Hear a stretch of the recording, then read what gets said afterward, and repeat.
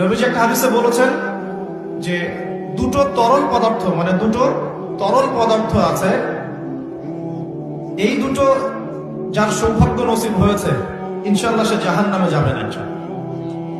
আরেকটা হচ্ছে দুটো দাগ যার শরীরে আছে সেও ইনশাআল্লাহ তাআলা জাহান্নামে যাবে না।